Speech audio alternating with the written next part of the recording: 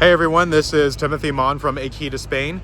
And a few days ago, I went to the supermarket Lidl, which I'm sure exists in the United States too. It's similar to Aldi. It's like a budget grocery store. And so there was some problem with self-checkout when I was trying to buy a bag of navel oranges. And so I had to go and cut in line to a manual register where the woman who was working there, she was the employee, obviously. And I think she had asked me something else and I responded no, but I didn't quite understand it. So basically I just had this item that I paid for, and then in another bag, I had like 4 items that I did not pay for yet. And I wasn't gonna walk out of the store with those because that would be stealing. So I put my bag of oranges in one of those coin lockers that you see here in Europe. And I go back into the store to pay for the other 4. So then I get approached by these 2 other employees, and I think they thought like I was confused or I was doing something malicious, but in Spanish I was just able to apologize and say, hey, I think there was a misunderstanding. I'm sorry, Spanish is not my first language, but I just would like to pay for these 4 items because those other 2 I already paid for. I put into, the lockers over there, and I prefer to pay for these before I leave. And they're like, of course, yeah, just go ahead and use this other automatic checkout kiosk. So I was able to do that, and it was a happy ending. So the topic of this video is, can you actually live in Spain without knowing any Spanish and only using English? So here's my honest take on it.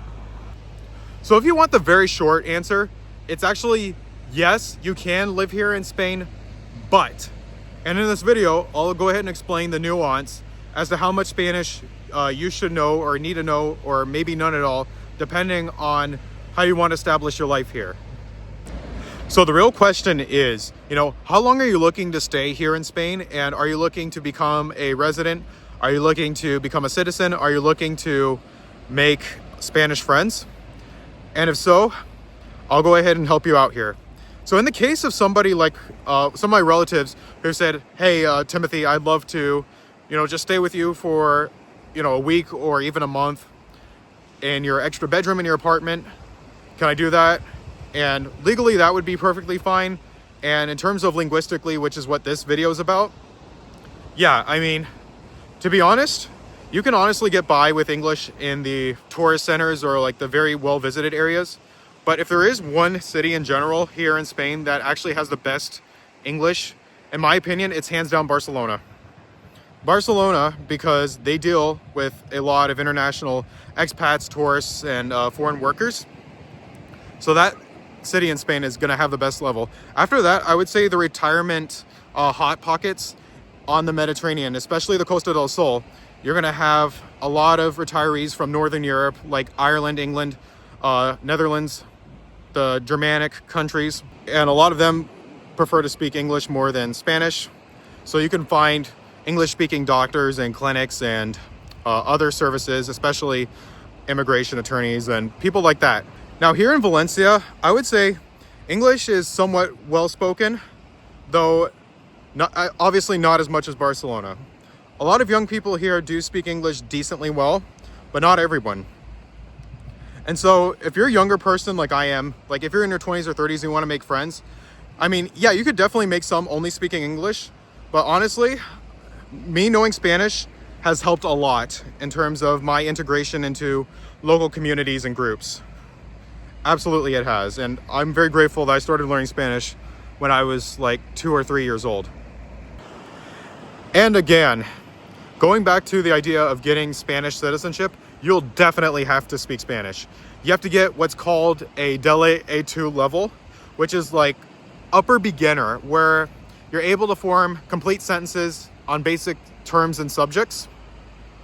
And you have to pass this exam, and you also have to pass a civics exam in Spanish. Although the questions are actually quite easy for that one.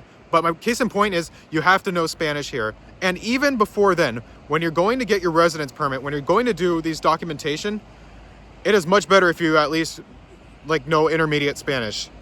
Because in my case, a lot of the government office workers do not know how to speak English, or they refuse to speak English, which is fine because Castilian or Spanish is the official language here in this country. And so it makes sense why they expect people to know it. There are literally hundreds of millions of people around the world who speak Spanish as a first language. So it's perfectly reasonable on their part, I think. And just among my final thoughts, I just don't understand how people can move to another country, live there for years, and barely form a complete sentence in the local language.